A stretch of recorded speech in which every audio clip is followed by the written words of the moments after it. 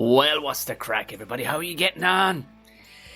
It's episode 187, I think. It's for Friday the 28th of May, 2021. Well, how's your week been? Bit of a fucking dirty one with the weather-wise here in Ireland. But sure, look it. We keep on being told it's going to be nice around the corner, but sure, look it up. Yeah, no. If you're a Patreon, you'll already get this. Hello, it's Thursday. You'll have seen the video of today's podcast anyway, and that's the crack with Patreon. That's the crack with Patreon. By the way, in case you missed it, because some people, take a week, they put a stockpile of these away. If the Ramble Pods, which, you may have noticed, I missed one this week, but it's been bananas. I've started building, and I can't fucking stop, lads. I can't stop. I will be stopping in the next fortnight, but the Ramble Pods are moving to... I'm building a new studio is what I'm building, and kind of half an abode as well. I know it sounds strange, but look, I'll tell you all when it needs to be told. Ramble Pods are moving exclusively to Patreon. Yeah, so shout out to the new Patreons we had on board. I know Colin, I think, came on board. Lorley,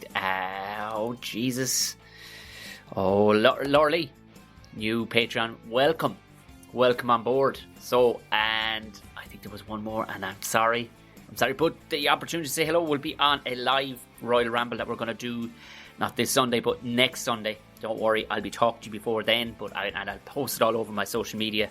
So we'll be doing a live one purely for the Patrons to come on board, jump on the old video, and we have a crack and a few drinky winkies and whatnot, and shoot the shit. And I don't record those, so people can get fucking loosey-goosey.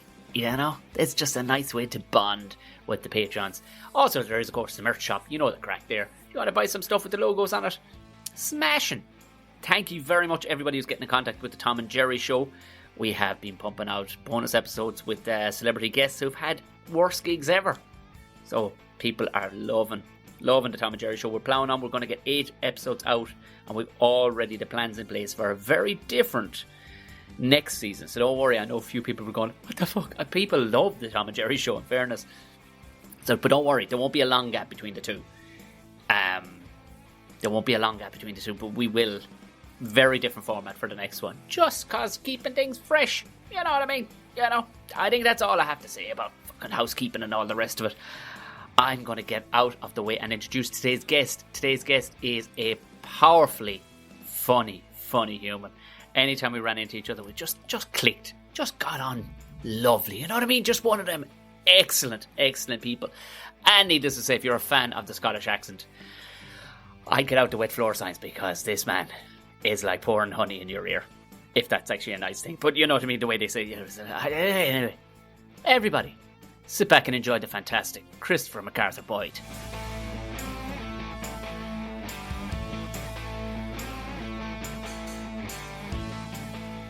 I know, Jesus. And here I am in a fucking graveyard on my... I love the backdrop, man, There's a great... I love going to the necropolis in Glasgow because there's a gravestone. You shouldn't really have a favourite gravestone, I think. Oh, you should. No, you should. You absolutely should. My favourite one is here. It's like right when you... Because the hospital's right there. Yeah. And then there's that graveyard behind you, the necropolis, the city of death. And I always think it's so fucked up that when you're in the hospital, you can look across the road and there's just this insane, layered... just city of death, just a total, a horrifying jumble of stone and skeletons, It's really, really negative. I think they should have like the Iron Brew factory across the road for the hospital. Well, to be all fair, with the amount of sugar in that shit, they could just have that before the hospital, then the hospital, and then this. It's, do you know what? It's like there's a great, and it was never meant to happen. There's an old pub in Cork opposite City Limits Comedy Club. And right beside that, the pub is a funeral home.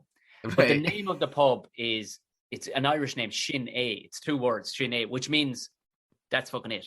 It actually literally, like, if you are finished with your story, you go, Shin A, and that'll be it. The story's done. And they named the pub, and right beside it is the fucking funeral parlour. So, yeah, that's it. That's one of the things I love about going to Ireland is just the language is preserved, and it's confusing, but I do love it. It's starting to get very trendy again. Like any of the Gael skulls that, are all Irish speaking, you have you'd want to, pretty much at conception, you want to be thinking about signing your kid up to it, not as a private school, but purely because it's trendy, and it's become trendy as a result of almost, if you make anything exclusive in any way, if you just said all the children here have to have a certain haircut, then it becomes an exclusive. Oh, we have the Gaelic one in Scotland where people go to the Gaelic school, but that is kind of like posh as fuck. Do you know what I mean? Is it? Yeah, that's kind of like, there's no Gaelic in my school whatsoever, man. Like, nobody ever brought it up. You would ask your teacher, like, why does the train station have it in English, and then fucking gobbledygook, and they'd be like, well, just ignore that. Just ignore that. Doesn't matter. Isn't that funny? Like, and here, like, they're ramming it. You see, the big thing here is if you were fluent in Irish, you job like that in any government body, because by law, in a lot of, like, all the cops here are supposed to be fluent in Irish, because at any point, if they pulled you over and you spoke only Irish, they can't insist that they should be able to speak. And and any government jobs, they all have to be translated so much way, and you have to, because there are parts of the country that, yes, they totally speak English, but they fairly difficultly, they're just going, no, I'm just going to speak in Irish. Fuck you. Learn how to, I do. I love that, man. I just remember being in the first time I went to, like, Galway, being in a pub, and then just going to the toilets, and one of them says fear, and one of them says mnya. Yeah. And I Close was enough. like, Yeah. I thought mnya was man, just spelt wrong. That's the thing. You're walking the wrong one. Yeah, it's a valid. Had my cock out for no reason. It was a real moment for everybody. You're welcome. I mean, it would be bad if I walked into the gents just with my cock out at the start, but I played it wrong. I had 2 Guinnesses. You're not filling the full story. You just didn't wear trousers into the pub at all that day. You were just walking around with your cock out. It's Galway. Anything. I have stories about Galway. Apparently, it's a party town, but you show up with your cock out, everybody gets upset. So you see, your problem is yours is bigger than everybody else, Chris. That's the problem. You know what I mean? You come in swinging. That's been an issue thing. a lot of my life. Yeah, that's just been a huge issue for me. The nickname Pringle Tube is, it's stuck, unfortunately. It's because it smells like cheese and onion, but what are you going to do? The last time I saw you actually was in Galway. What's this? Yeah, we were at that the comedy festival, man. I just remember somebody was out their nut. This is my when I think of you, this is what I think of. Somebody, because we've only met like 1 or 2 times, but you've always been really, really pleasant, really nice, really funny. Somebody was annoying me. They were out their box on either just gack or fucking speed or something, and you could tell that they were annoying me, and you just went up to the person, put your hand on the shoulder and went, leave the boy alone. I was like, oh, thank fuck there's a guardian angel out there to save me for fucking just gacked up lunatics. The thing about Galway too is you couldn't so much do that in Dublin as well with the same results. Do you know what I mean? You could do it, but you could, be told, get a dig. But in Galway, I find even though people do get fucking wired drunk, and I mean, and whatever drugs you want, you can get your hands on. But they seem to be so it's serious party time. Oh yeah. But they seem to be pliable in a way that's just like that. Just go in here, man. Fucking move on, will you? Oh yeah. Do you know I was being a dose. Apologies for that, Chris. Apologies. And then yeah, totally, man. I remember, the thing about, I feel really guilty because I'm Scottish and I have that kind of thing of like, I'm supposed to be able to like drink really well and handle my drink. I can handle it, but the hangover just busts me, and I turn into a right fucking cunt when I'm sorry if I can I say cunt? No, you can say whatever the fuck you want. You joke me. Look at my fucking moustache. You do have the moustache of someone who says cunt a lot, right? Yeah. So I was bussed in Galway the next day, and I had a gig, and there was a hen do in the front row, and then there was a reviewer in the second row, which is a bad combo, and I was just fucking. It was an okay gig, but I came off stage, and this local guy came up to me and went, "Can I do the accent?" He came up to me and he was like, "Here, you look like a really shit sound engineer." And I was like, "What are you talking about?" It's we Galway guy. It's like, "You look like just a wee." I was trying to have a bit of crack, but I was just bust. I was like, "What about me makes you think?" I mean, fair enough. I do look a wee bit like a sound engineer, but what about me makes me look like I'll be bad at my job? And we kind of went at it, and I just said, "Here, man, I'm not really in the mood." And he went, "Fair enough," walked away, and I was like, I always thought that guy's a cunt, but see the fact that he just went, "Oh, he's not in the mood," and then walked away. It's like that's cool, man. I feel bad about it now. I'm like, fuck, just that hangover, Christopher. No, I wouldn't stress about it because I guarantee it that went straight out of his head and he went on to annoy somebody else by telling you. Guarantee he just went on to go, "You're a really shit-looking door person." Just any member of staff around it. It wouldn't be. Oh, man. That was, Jesus Christ. What was that? Was that 2019? That would have been, 3 years ago now, yeah. I don't think I was at the last one, but I don't even know if time has lost all meaning the last year, man. Time has lost all meaning, I don't remember when anything happened. I say to people, I saw you 3 months ago. I'm like, that was 2 years ago, man, actually. Yeah, I know. It's like, Jesus Christ, I'd been losing the will to look back on time before. Anyway, I was kind of going, sure, look, you fucking... You remember when the Ford Mondeo came out? It was like 2010, was it? No, Tom, that's been out since. Some random things pop up like that. But this last 2 years, but yeah, because I remember you were walking in for that day, because you're just, there's a happy kind of aura around certain people. No, genuinely, and comedians for a lot of time have a lot of fucking misery just pouring out of their pores. But I remember that was just such a joyous day too, because I was barbecuing with Phil Jupitus. Yeah. And then, needless to say... How good are his beans, by the way? That's all the cunt cooked. That's all I'm going to say.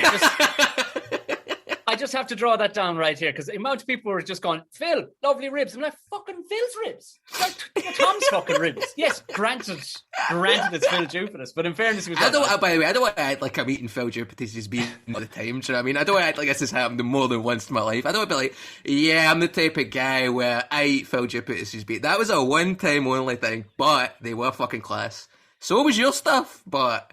it's just, I'm not really into a lot of barbecue type stuff. Your stuff was great, sausages were banging, but the beans, I'm a big beans guy. So, yeah, no, I had to admit.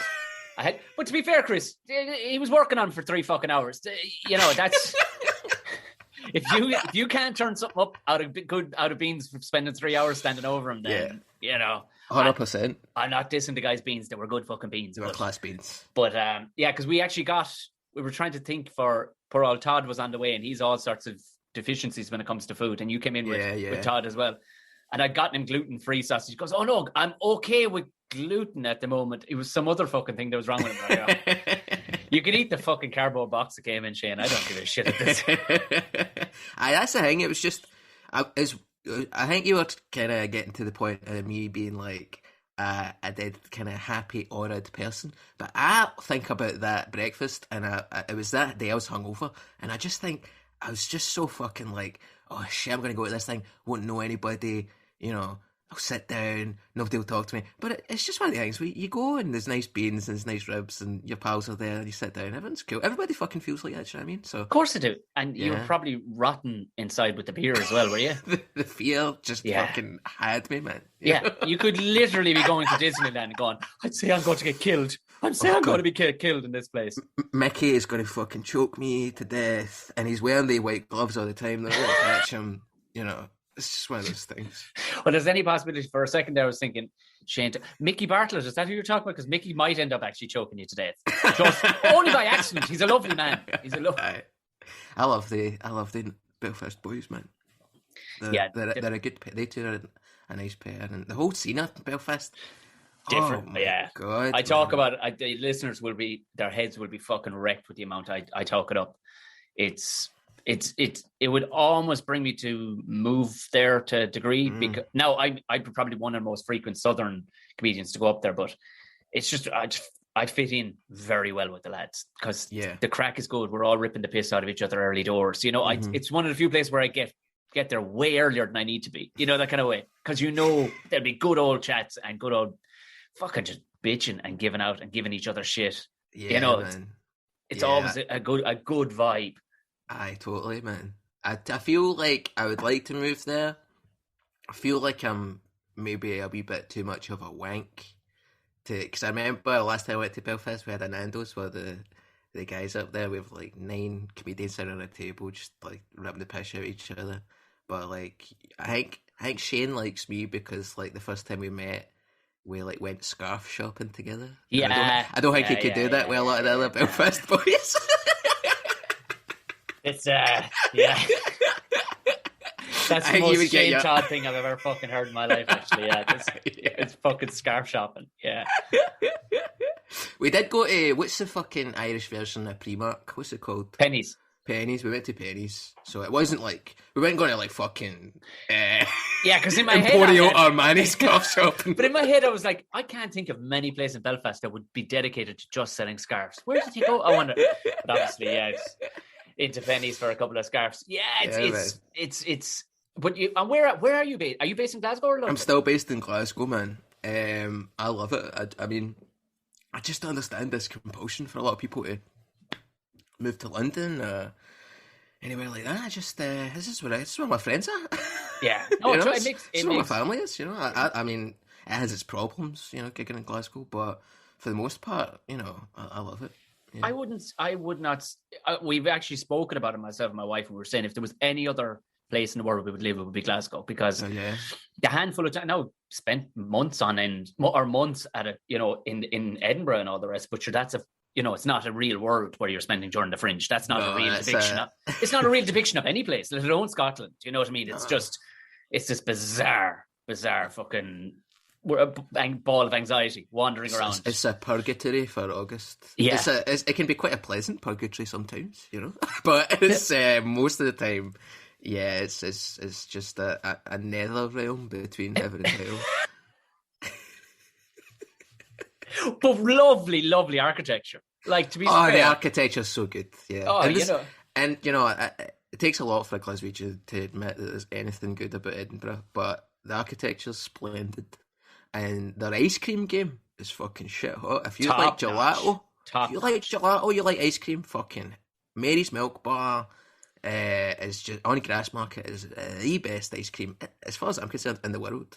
I like it because I'm a bit of a picky eater, and they don't do vanilla; they just do milk. You know, which is good for me as somebody who finds vanilla to be a bit spicy. You know, with it with the pods. That is the whitest bloke in the history. Mark that down. That is the whitest thing a white person has ever whited out of their white mouth. And I've said it on a podcast, which just magnifies the whiteness. You know, with another white bloke looking across the whiteness of who has a mullet. So it's all different types of whiteness. It's just rolled. That is the most incredible. It's. Do you have milk? Just the pods make me. Close me throat in. What? Who do you think? Oh, I'm from Madagascar now. Am I?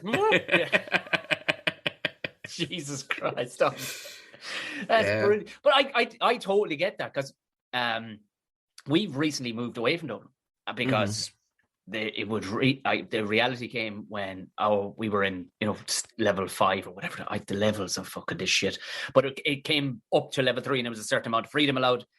And in the 3-4 weeks, I think I did a dozen gigs, which was delightful. But not one of them was in Dublin. Every one of them was either in Limerick, Cork, Galway, or Belfast. And something started cracking in my brain, going, why would we be here paying these ludicrous prices when my wife, who's from Dublin, but still, she always wanted to move to the country where I live, which is still, it's still only an hour and 45 from Dublin. Sure, So the house prices, the whole housing crisis in Dublin makes me fucking, the idea of living with those rents and the way that the Irish government has just got right in the pocket of fucking all the big tech companies and some fucking run roughshod. I don't know, man. I love Dublin. I like Dublin a lot as a city, but when I was there, it does feel like a city that is in like the early stages of the fall of Rome. Do you know what I mean? Like, there is just a vibe of like people on top of people, and nobody's happy, and something could happen at any moment. Do you know what I mean? It's that, and I think they've thrown the New York, LA amount of work on people, i.e. all the tech companies and all the big pharmaceuticals are there. So people are running around as wild as rats. And I don't think Irish people are meant to be going at that pace. Do you know what I mean? But they're not, Irish people forever wanted to always build or buy their own house. So I think they definitely like a bit more space, but they don't realize now because they're 2 generations in and they're going, oh no, it's great to be, you know, face to face with, you know, and in on top of each other and just milling to work, you know, spending 14 hours out of the house trying to get back and forth to work. Whereas with me, we moved down here, like, Christopher, I cannot tell you how much cheaper life is down there. It's astronomical. Things. And people down here all have tech jobs too, but well, everyone's work from home, I think. You know? And they all just work from home. So it's like, you know, it didn't make any sense. Like a mate of mine, Gordon Rochford, he has a show called Those Conspiracy Guys. Very successful podcast. And he's just recently moved out of Dublin. Like the rent he was telling me between his office and his house, that he was, oh my fucking God. It would equate to a mortgage that would make your eyes fucking water. And he's moved out to the west of Ireland now, to Mayo by the sea. Because he's like, oh wait, what do I have to live here for? Well, the countryside in Ireland is so fucking beautiful as well, man. Like I don't drive, so I always, whenever I do gigs in Ireland, sometimes they'll be like, do you want to drive? Do you want to fly to Shannon, or do you? I would rather get the flight to Dublin Airport and then get that lovely, lovely bus through to Galway or Cork or something. Do you know what I mean? That bus. That makes the megabus look like a fucking piece of shit. I've been on the megabus, and in fairness, when you'd be complaining about your own bus system, and then all of a sudden you get the megabus, and you're like, oh, God. Right, I see now. I see how bad it can get. Yeah, the other bus doesn't have a broken toilet door, and the flapping of the door is actually wafting. Yeah. It's wafting the fucking shite, diarrhea, vomit fumes right into my face. And also there's a guy right across me who's sleeping sideways with his feet up, so I'm getting the shite, the vomit, and this guy's fucking athlete's foot just right into my brain, man, through my face. It's called culture. That's what it's called. Culture. It's called getting to Glasgow to London in less than 500 quid to fucking return ticket. That's what it's called, man. Yeah. Travelling around the UK is rough, price-wise. Like, Jesus Christ, it would be worth your while buying a fucking car and just taking the fine if they caught you with no license. All right. Day in court, no worries. 500 quid, no worries. That's fine. I actually have nightmares about driving, though. Like, I have nightmares where I'm driving and it's going fine, and then I remember that in real life I cannot drive, and my feet just go, what do these fucking pedals do? And I'm like, I'm in my dream, I'm driving down roads that I know from being a passenger, and I'm just like, how do you turn? How do you like stop? And I'm just getting faster and faster and faster.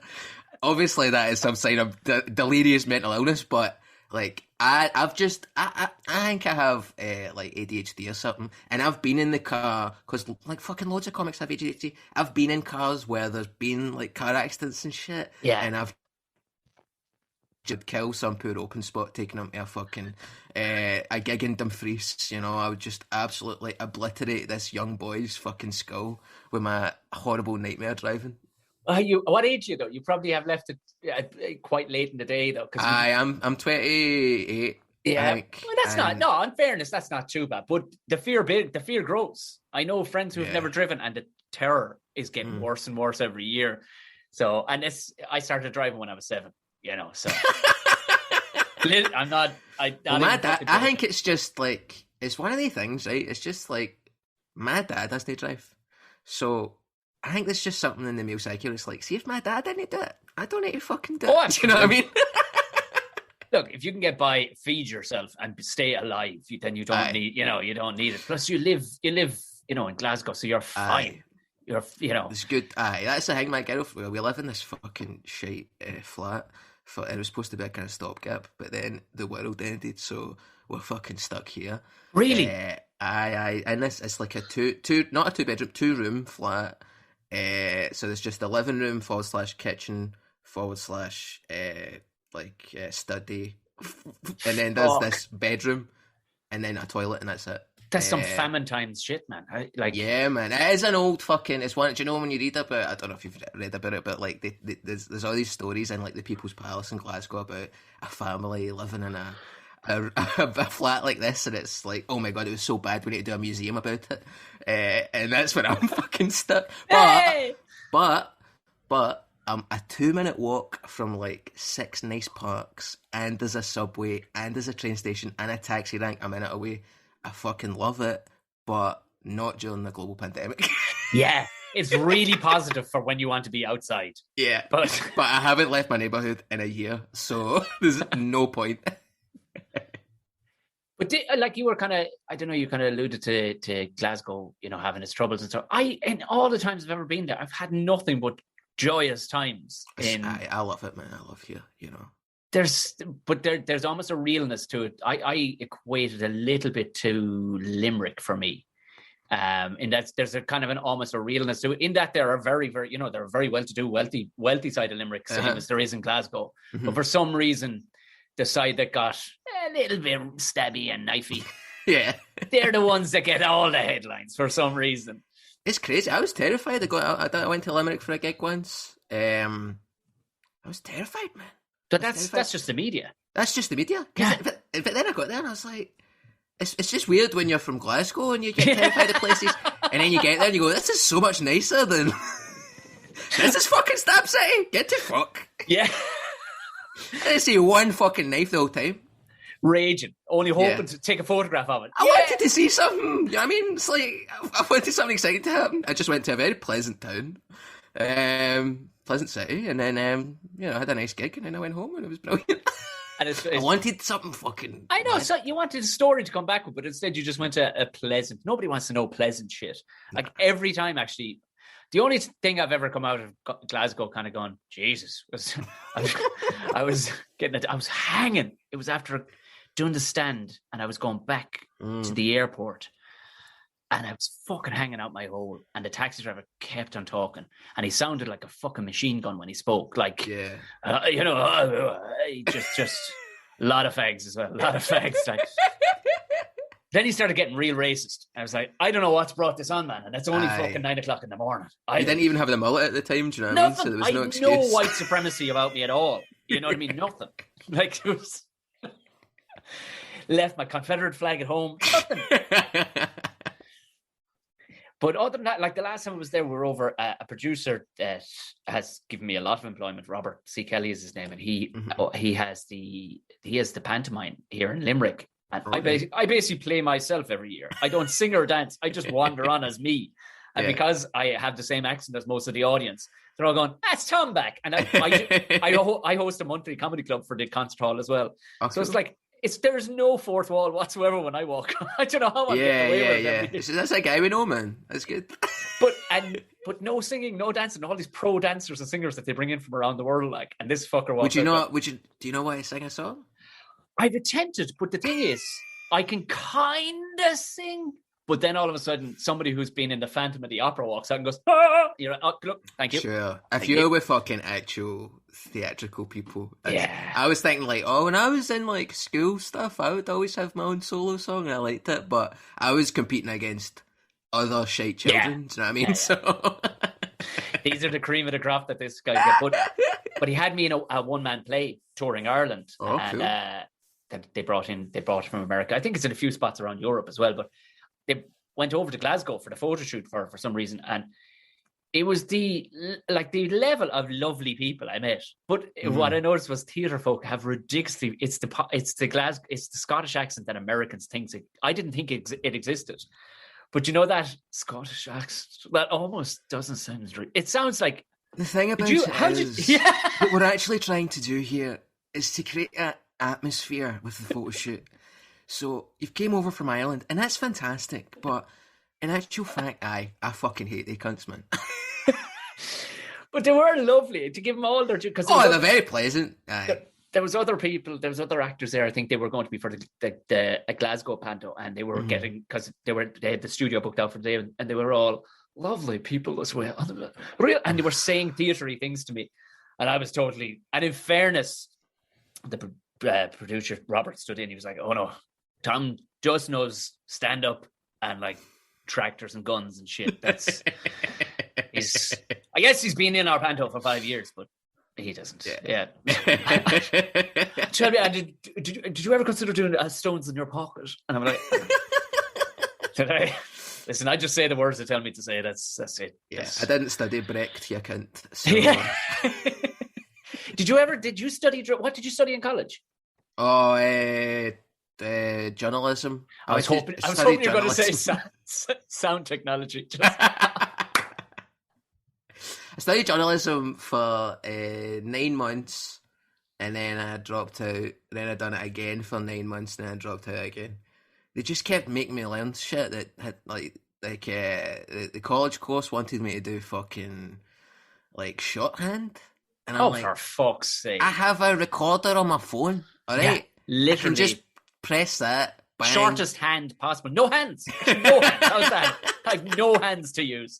I had my phone. I had a fucking dictaphone for Argos. I don't need a fucking shorthand. And it's just, I've got one of the brains where like, it's kind of like driving. It's like, see if I don't need to learn to do something, I can't learn how to do it. Because my brain's like, this is not necessary. Or maybe I'm just lazy as fuck. I don't know. But I shorthand, and then in the journalism course at uni, I loved learning about fucking embedded reporting in Iraq, and I loved learning about the fucking story pyramid, how to shape a news story. I loved learning about news bias, how in this country we actually have like a really shite level of like unbiased reporting because everything's owned by like 3 people and they're all fucking rats. So it was like, I love learning about stuff like that, but then they would be like, okay, to get this degree, you have to learn how to like study like Sherlock Holmes novels and stuff. Like you had all these modules. Fuck off. You had to pick modules that had nothing to do, so you could do like winemaking. That filled up really quick, that class. And then, like, I think I done fucking like photography and film criticism, and I liked it, but I couldn't do it. Because I was like, this is good fuck all to do. I did want to be I wanted to be a music journalist, essentially. And then I just kind of realised, every time I went to a gig, I was always looking at the cunt on stage going, I should be up there. Yeah. Which is a terrible way to think when you're reviewing something, to be like... Sure, isn't that every fucking reviewer anyway? Like, that's... Well, I don't want to say that in case it affects my reviews, but 100%, yeah. I always think when you are an artist... you are criticising by making stuff. Yeah, you're of course. saying this is the type of stuff I like. The stuff that I'm not like, I don't like. Do you know what I mean? And bands are like that as well. Like LCD Sound System is essentially a fucking form of music criticism because it's taking all these influences and cutting all the shit you don't like out. So, I mean, there is a role we played by critics, but I don't. I prefer when people are just enthusiastic about something when they do a bit of music writing. Do you know what I mean? When someone just like, this is my favourite band, here's what I love about them. Instead of being like, I had to go see this concert and it was shite because I was in a bad mood, you know? I just think. And because it is a dangerous place to be, like, isn't it? When you're putting that much power in somebody's hands, we're like, well, listen, I didn't really like it. You're like, yes, but that's not how experiments work. Experiments take in the entire mean value of the entire audience. Maybe we should have gotten a Google review at the end of it. And you can fuck right off because your one opinion really couldn't be based on anything. You know, couldn't really. It's like food reviewers. You're like, I get it. You thought it was tasty. I thought it tasted like scrotum. So who's right? Do you know, like this? It's a difficult one to put a lot of weight on. Like, you know, and you hear it. I remember the first ever review I ever got in Edinburgh. It was my first ever time there, and I was doing a half-hour show splitting it with Sean Hegarty. Oh, cool, yeah. And it was the most fucking shit show gig you could ever imagine. The festival hadn't actually officially begun. We just got there early, and it was about 7 people there. And one of them had a mental breakdown about 3 minutes into my set. She started roaring, crying. Turns out it was a month, not anniversary, what did they call it, month's mind. It was a month since her father had been stabbed to death on the street just outside. And she decided, drunk, to come in and drown her sorrows in laughter. Didn't work. Whatever I said sent her over the edge. At least go to a different venue. Like, there's a lot of stuff going on in Edinburgh, man. Go to, like, Gilded Balloon or something. No, she stopped at the door and walked into the venue and just went, well, this is for me. And my girlfriend, our wife, is there at the time, and I knew she was wife material because she was like, I'll just take you out there, love. And she walked her out the door, but she didn't want to fuck off from just outside the door, and it was quite a thin door as it tends to be. So all you could hear was, continuously through my set. And I didn't have the stage maturity to address it properly by going, well, this is fucking weird, isn't it? Mm-hmm. Let's all try and guess what's up with her. And it was only then she came back in to tell me what the story was. But the reviewer, who apparently, I don't know, they'd been writing for some garden magazine or something prior to that. They were just low on numbers. And they came in and the first thing was, it's something along the lines of, O'Mahony didn't even look like a comedian. Like, well, I don't know what that looks like. But that was the opening line. I'm like, well, there we are. So there we are. It's fucking brutal, man. My pal Roscoe, he had the worst story, I think, with regards to something like that, where he was doing this show a couple of years ago about he was born with this congenital heart condition called prolonged QT syndrome or something. Basically means that there's like a slight chance every second, every day, if you get a wee bit too excited, your heart will stop. Oh, I thought it was like QT. Oh, sorry. I know. Yeah, it's just one of his just bits. Fucking like, adorable. Yeah, I am a prolonged QT. He is quite like it. So he was doing a show about that and about, his mum and dad never told him and all that stuff, and he was angry about it. And it was I think there's 7 people in, a group of 6. Lovely. And a reviewer. And he was doing this bit about like, I've got this horrible thing going on with my life. I've learned to deal with it, but occasionally my heart stops. It doesn't turn back on. And this woman in the crowd just started roaring and crying. And it turned out her son had died of that exact syndrome. Oh my! And it probably a rare syndrome as well, like incredibly rare, to the point where like they don't even look for it unless you've already had a heart attack at the age of 7 or something. So she bursts out crying. She leaves. The rest of the group leaves, and it's just the reviewer left. Oh fuck! He gets an email the next day, and she's like, "I have wrote a review for the show. Do you think I should come back and see it again? I just feel like I didn't get." It's like, a fucking course. Just what are you talking about? The whole crowd left. The woman was crying. What are you talking about? Of course, you fucking idiot. There you go. The fact that, fair play for actually asking if she should come back, but the fact that she bothered writing anything, you know what I mean? Insane. Rather than just going, I'll just go back because I'm not interested. The behaviour of a lunatic.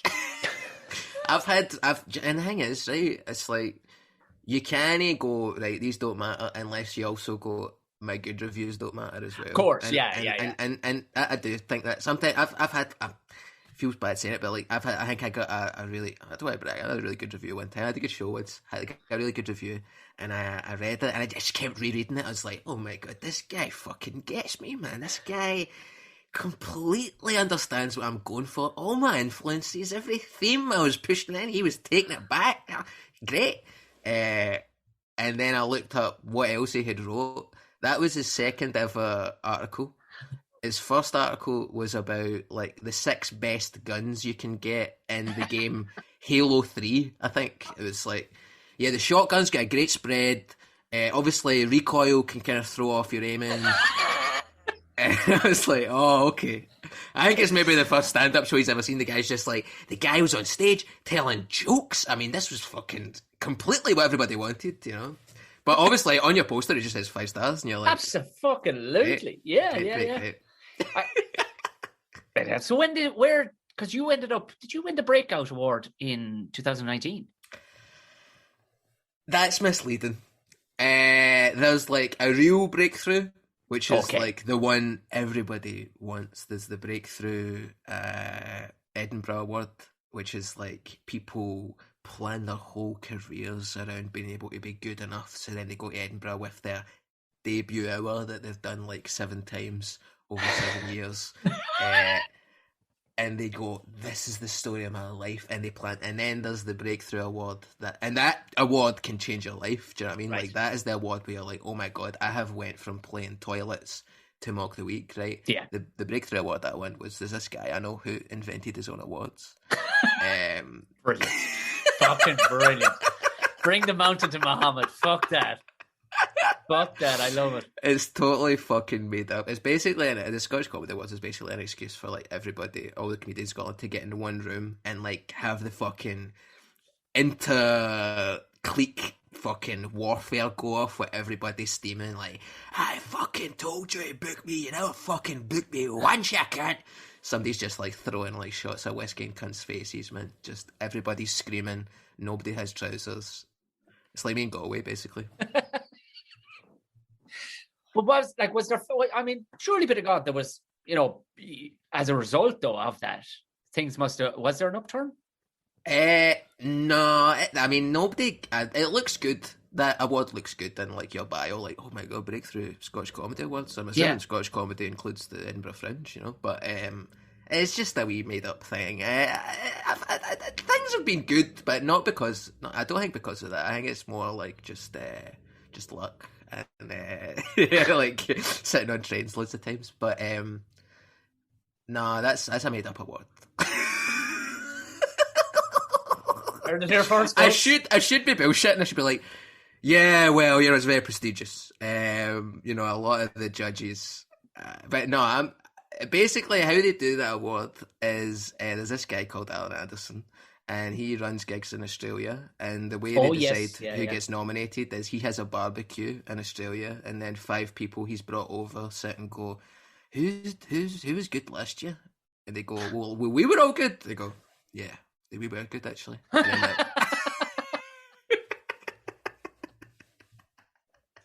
And one time I was at the barbecue, so I got nominated. It's all bullshit, man. That's how you do it. See what happens when you go to barbecue. I bet there was no fucking ribs or beans anyway. There was no Philjopuss beans. There was no ribs. There was some. So have you've been to Australia, haven't you? No. The meat's weird. I don't know what. My girlfriend's Australian, and I've asked her about this. The food's weird. I think they've got. They don't have grass. That's the problem. They don't have enough grass. Same in America. Is that it? Yeah. Because their chicken tastes fucking weird, man. And their beef tastes weird. And obviously to them it doesn't. But his food's weird. Is that it? They don't have... this is why I would need to talk to more kind of rural people, man. Because I've been talking to cunts, they're like, oh, they've got a different type of salt or some kind of chemical. No, they just don't have any grass for the cows. Simple as that. If your cows are out eating fucking old dry briars out in the sand, don't expect fucking gorgeous meat to come off the fucker. Like, you know what I mean? It's just... It's doing it the best it can. It's fucking chewy, the chicken, man. Like I said, I've got these I've got a very picky eater. I've got my eating disorders or some shit. So I'm pretty much like, okay, chicken nuggets, good to go. When to go? I thought chicken nuggets were a safe option. I go over there, fucking Australian chicken nuggets are fucking, just gristly or something. I don't know what's going on with the chicken. Hey, mate, get out the chicken necks. We got a fucking Scottish cunt. Maybe they just spotted a head on you and just went, fuck him. He can have the necks. He's just getting the necks. One thing really kind of put me off. I think the chickens, maybe it's the grass. I think something's wrong with the chickens. But I remember I was having lunch outdoors in Australia, and I had my wee chicken nuggets on a plate. And have you ever seen a kookaburra?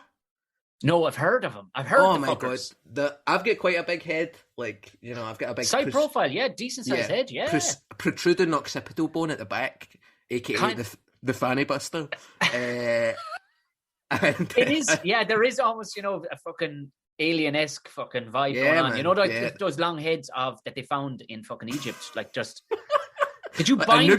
Did you bind your skull as a child? Like, were they planning on you being some sort of next second coming of? I think I just got picked up by the head a lot, Okay. Just really fast. These kookaburras, they remind me of me. Their heads are fucking like bigger than their bodies, and they make this. That's why they're called kookaburras, because of the sound they make. Imagination. And one of them just went and fucking swooped down and like swallowed like half my chicken nuggets and flew away again. And I was like, he knows that that's no real chicken, because if that was an actual bird, they're not cannibals. I think though they probably are fucking cannibals, because in a place like Australia, everything's an opportunity. Everything's eaten. Death is just around the corner for most things in Australia, so they're just going, fuck whatever that is. If it's good enough for that prick to eat it, I'm gonna fucking fuck it. What do you reckon? Will there be any semblance of a fringe this year, or what? What's the? There's been rumblings. People are saying very limited runs. Here's the thing. cunts are saying limited runs because the whole Fringe is based around fucking English cunts. Yeah. That's how comedy refers to Edinburgh. We're going up.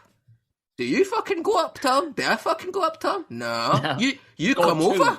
Yeah, I just go I two. go across. Yeah. Do you know what I mean? And they're like, oh, limited runs. Aye, because you need a fucking Airbnb to be up here. I fucking live an hour away from a Fringe venue. Yeah. Give me a full run, you cunt. I'm just like... So, I'm kind of pissed off at the way people are referring to it. But there will probably be limited runs for things. But I'll probably... if it goes... I want to do a full run. I want to do like a small room, 30-seater. I mean... a fucking 100-seater is a 30-seater just now because of the fucking distancing issues. I would love to just do... I miss doing stand-up so much. I know. I was supposed to have my first gig back today. What? Nicola Sturgeon, and this isn't a fucking anti-Nicola Sturgeon thing, but Nicola Sturgeon pushed back like the lockdown another week. And now she's done it again today for another week. So even if I was next weekend...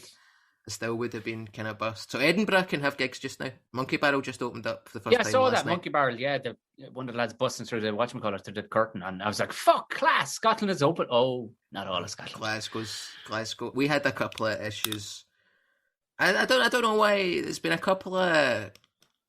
Obviously, we had the big Rangers game where they won some kind of football match, and there was like a riot in town. Love. And then we had another thing where the Home Office tried to do a raid. I don't know if you've seen this, tried to do a raid on a guy's house. He was an Indian immigrant. And then like some guy went under the police van, handcuffed himself to underneath it, and just refused to let go. And then for like 7 hours, like hundreds of people came around and surrounded the van. And didn't let it leave with their bodies and shit. The police came in and they were like, no, people were getting kicked and shit. And they had to let the guy go. It was fucking amazing, man. But all these things, whether it's for the evil of fucking imperialistic football celebrations or, fighting the good fight, just people are just out and about and touching each other, and the numbers are going up and shit, and I can't do my job. But I'm in Birmingham next weekend, so that'll be good. And I'm doing a car park gig tomorrow night. So. Oh, are you? Yeah. Have you done any of them car park stuff? Not car park. I did some outdoor stuff, all right. And it was fine. It was the very first gig last year. Now, to be fair, Christopher, if you saw it, this is ridiculous how nice this gig was. It was in Galway, right? It was 27 degrees by the sea in Salt Hill. They had these, I don't know how they made it pay. I think they put on a bit of music there throughout, but they had all those yurts, those yurt things. That about 20 of those dotted around, 30 of them. And you were assigned to a yurt with 4 other people or 5 other people, whatever your group was. And you all got table service to your yurt because there was food being served. And then they had, those gnarly tents. They're very cool and new. They're all come out, geometric kind of shapes coming out. And that's where the gig was then under that. And I was rusty as fuck though. It was weird to see it. I wasn't fully aware. I had never taken that length of time away from anything that I was doing, let alone stand up. And I went up and I was like, I had not prepared for myself to be that rusty. My brain just locked up a few times. But thankfully I was mature enough to go, well, I have no fucking clue how this is going or where we're going next. And you could see by people, they were all sitting strange and everything. People didn't even know how to be out anymore. They were just kind of, do I sit here, good man? There was just but it ended up being fine. And I did a couple more outdoorsy ones, but they were, it scratches the itch, but it ain't the real thing. You know what I mean? The issue with car park gigs, I've done a couple of them, is they are in cars. Fuck. You see them go, but that's not good for a podcast. I'm maimed laughing without making a noise. Long-term listeners of the podcast, around this time last year, would have gotten my full fury of, we had sold this events company and myself. We kind of came together and we were renting this huge car park in Limerick Racecourse, and we'd sold 500 cars worth of tickets. Wow. And that was four to a car at least, right? The cops were okay with it, and everybody was okay with it. We had couple acts lined up, going to be on a stage, big LCD screen behind you. They were through the radio and all the rest of it. It was looking like this could be the new thing. And it could have been the new thing because it was super safe, but an events company who got really pissy about the notion made a formal complaint to the police, to the guards in Dublin. And the Dublin guard went, look, I don't know what you're fucking doing down there, but you're going to have to shut it the fuck down because it's just, we don't know. It was the unknown. And the cops in Limerick were like, we don't want to shut this down, guys, but sorry. And it's the night before. And it was like, are you fucking joking me?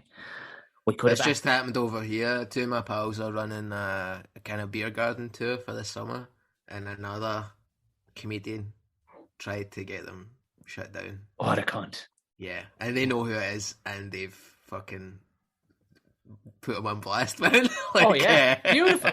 And as they would say in Cork, he should be shot with a ball of his own shit for doing that. You know what I mean? Because, as I said, I rang your man up, because the guy, I said, what the fuck are you doing? This could have been an opportunity for all of us. Yeah. If this snowballed, you could have come in on this.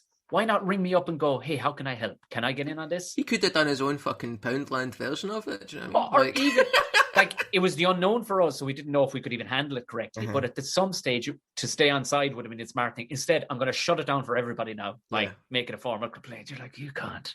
We had one in Glasgow. My pal Susie had one of those things. I think you done a kind of version of it with the Roisin Dove, the kind of online, the virtual gig. It was. We had that in Glasgow. But a similar story. We were doing the gig. Just came off stage, kind of buzzing. They're fun, those gigs. I like them. Yeah. Better than a Zoom in the house gig. Yeah. Certainly. And you're hanging out with other comedians. It's cool. So I'm having a cigarette. We do it in a nightclub, right in the middle of Glasgow, and there had been Rangers-related violence that day as well. It's becoming a common occurrence. Yeah. And over the last 100 years. And for anybody who's wondering, because not a lot of soccer listeners listen to this, by that he doesn't mean like cowboys mean the Lone Ranger. He means there was a lot of mounted Canadian police force rangers causing a ruckus in the main streets of Glasgow. A lot of moosies getting their head caved in. So we're in this midnight club driveway, like a wee alleyway. And I'm sitting smoking a fag just on top of the world, man. And then two police vans pull up. And, I don't know if you can tell for looking at me, right? But I'm a wee fucking goody two-shoes, right? Yeah. I have had very few dealings with the police, especially one where, I'm in the wrong, right? It's usually me going, listen, somebody's attacked me. But the fucking... To be fair, I would have been amazed if you turned around and said, Tom, I've been fucking tearing up fucking thunder for years. I hate the cops. I burn everything I come across. Two police vans pulled up, 12 cops, kicked fuck out all of them. You better go get more cops. Fucking MMA training, fucking... Lethal shit, man. Summoned an octagon and fucking destroyed them all. No, I shot myself, man. Two friends pull up and they're just like, hi, yeah, we're in the area for something else, and we drove past and we seen the wee guy smoking, just wondering what's going on in here. We were like, what? It's which is total bullshit, somebody ratted up. Yeah, for sure. But we were like, we're just having a kind of performance. And he was like, who's in the band?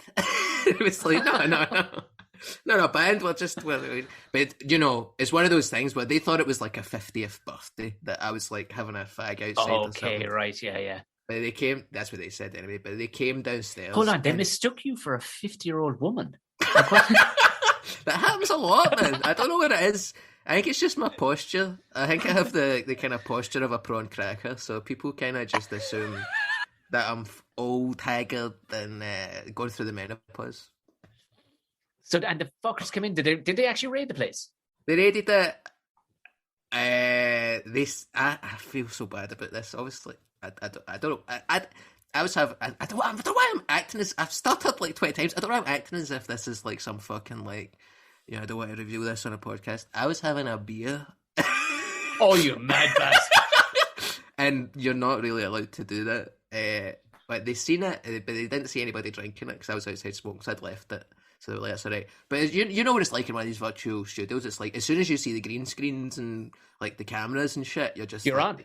Oh, this is a thing that's happening. Like, this isn't people pretending they're recording something. This is like a real thing. Yeah. So it was all fine, but it's just one of those things where when you stay in the house for fucking 7 months and then you have your first night back and then 12 police officers come towards you and you go, I'm not ready for this.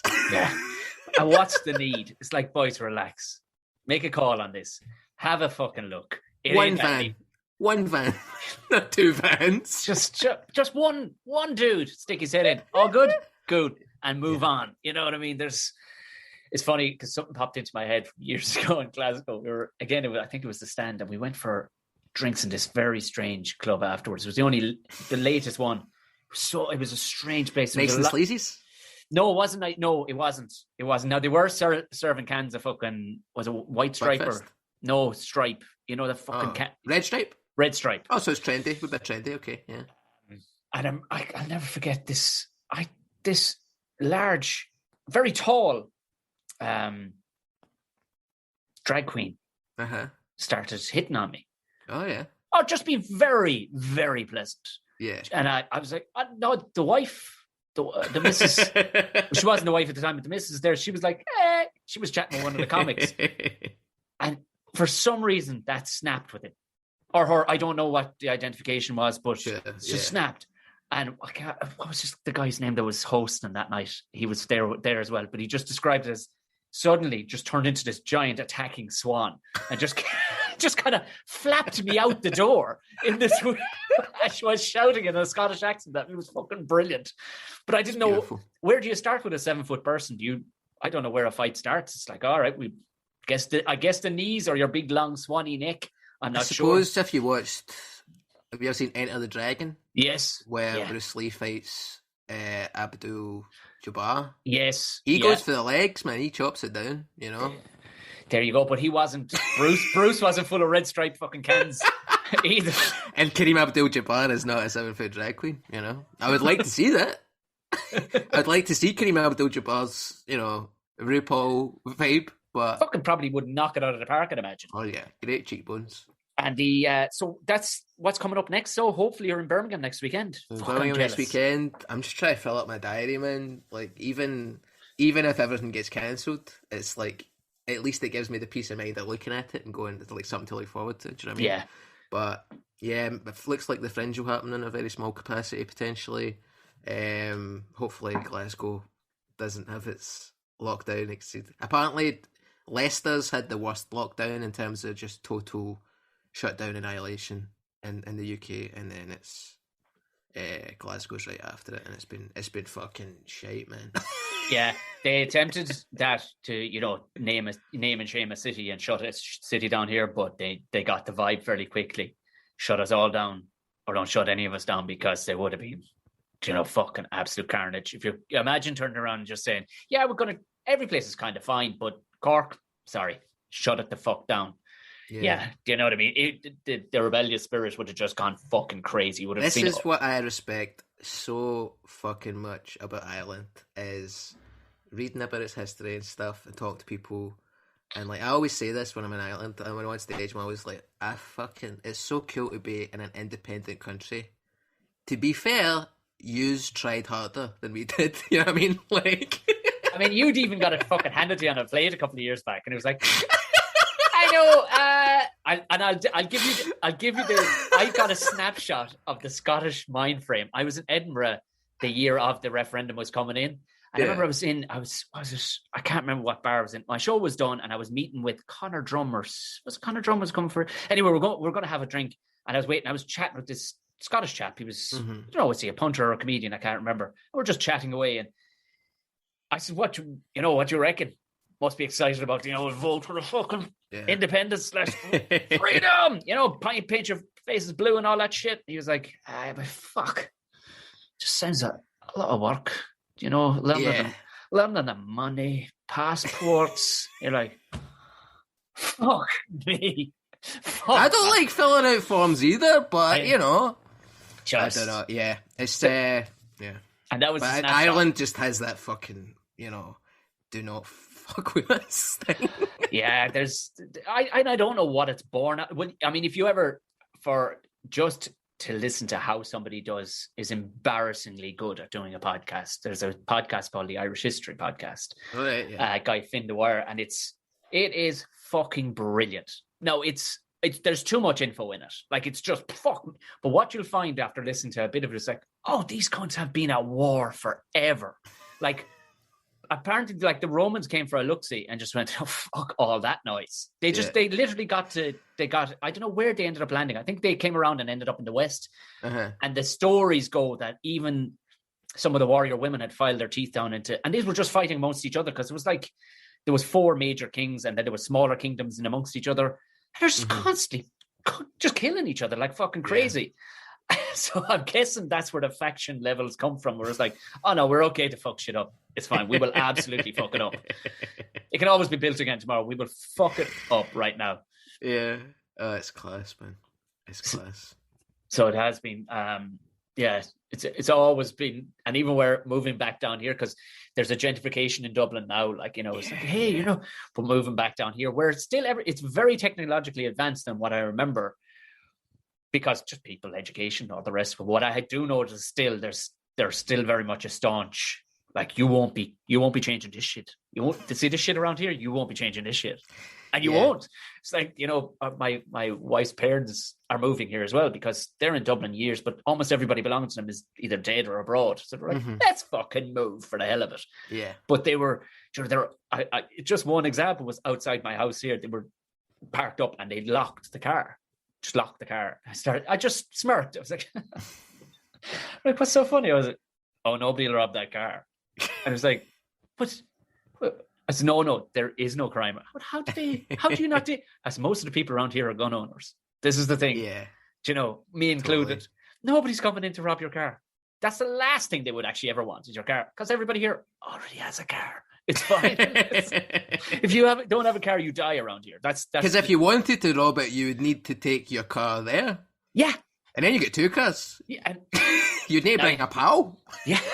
Now you drive my car back, I'll take this one. Now you've got a fucking accomplice. There's 15 years to life. You never know what's going to end up out of that kind of situation. But it was funny. It was just, there's no crime. Not because people are relatively good. It's because everybody's just ready.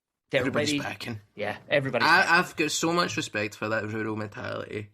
But I'm a child of the suburbs, man. But almost everybody is. Almost everybody is. When you actually look, because I met so many people, when you're speaking to people, especially hosting a lot of shows, you realize, almost nobody has grown up with the insanity I'm talking about, where you have to become a man by age 10. You have to, and you've got to learn pretty much how to fix a bit, not well, but a bit, everything around you, because there's nobody you can call.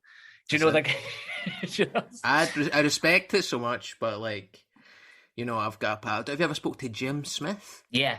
The Perthshire farmer?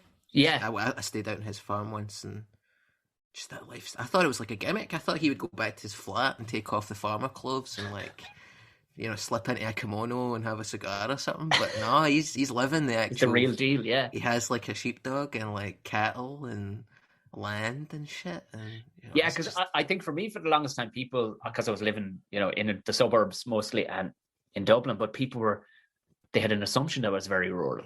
But I wasn't at all. It was almost not I was lying to him. Like, but now I'm here. It's like, come have a look. I was using a chainsaw this morning, for Christ's sake. Yeah, man.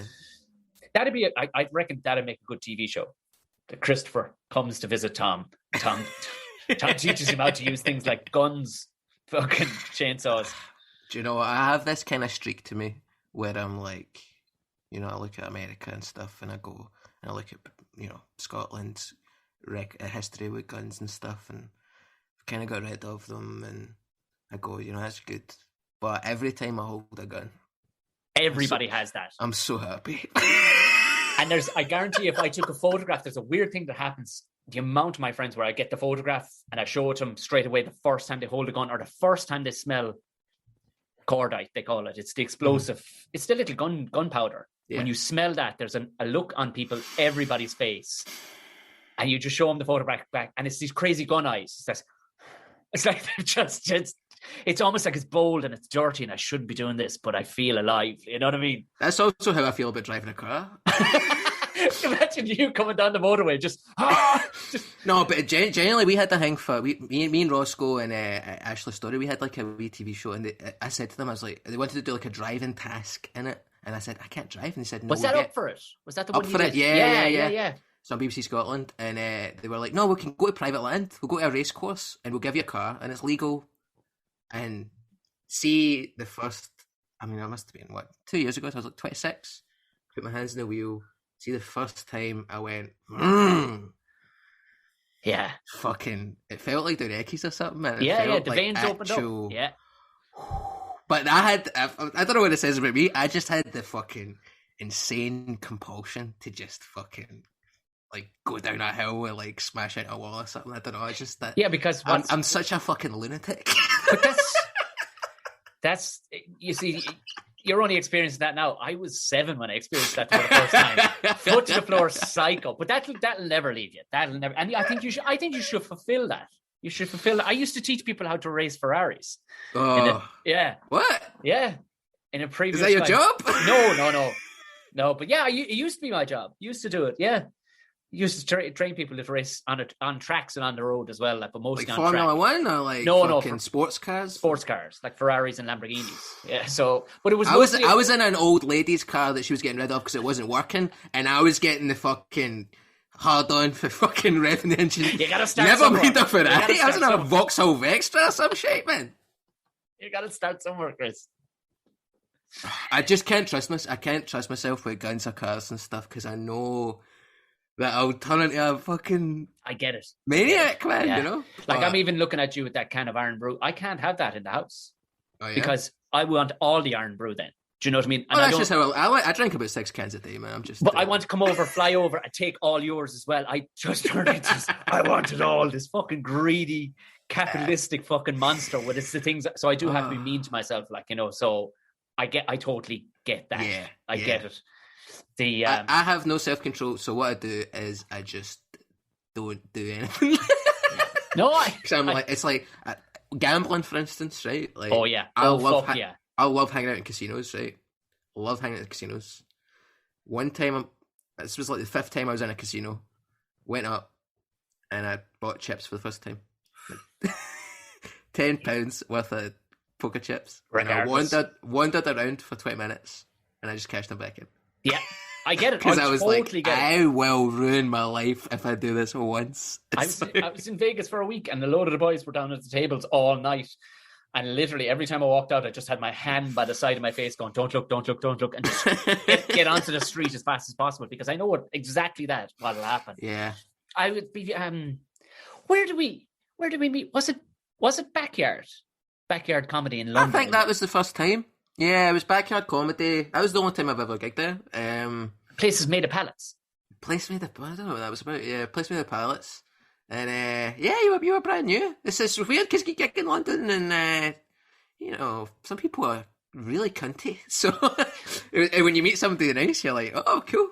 Yeah, because we hit it off because we were both able to look at each other and go, well, this is a terrible gig. This is going to be desperate because there's people are leaving as we, you know, there was. During the show and what I was just one of them nights where people were leaving and the handful of people that stayed, I think they were like, we're just here because we're here. We're sitting and there's alcohol in our hands. So it was rough. I don't know what it was about that night. Just rough vibes. The crowd was weird. It's like one of my first gigs in London, so I was kind of freaked out about like being there. Like you just get this thing in your head of like, of course, you know, oh, this is like one of the main comedy cities in the world. You know, but. Since then, most of them, 90% of the gigs in London have been extremely pleasant. But I just freaked out a wee bit.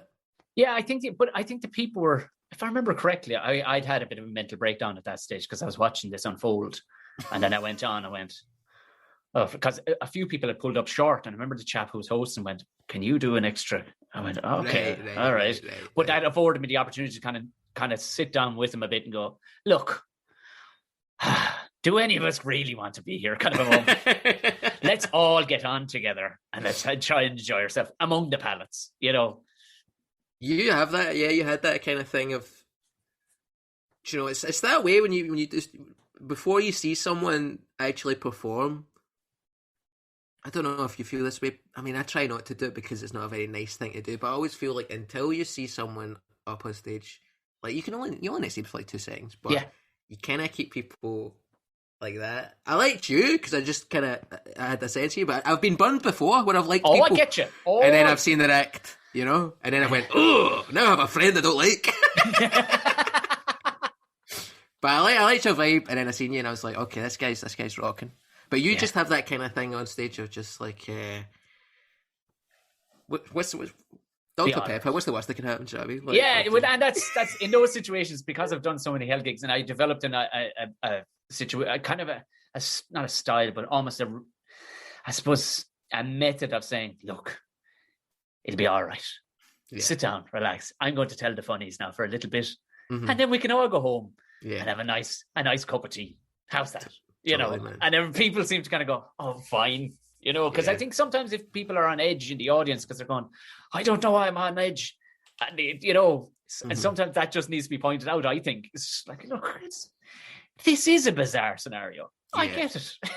But, totally, man. You know, I've taken up enough of your time anyway, because, this is extremely fun, man. Thank you very much. You've got prepping for fucking Birmingham to do, which I'm seriously jealous over, that you actually physically can put a gig in your book. So September is nothing.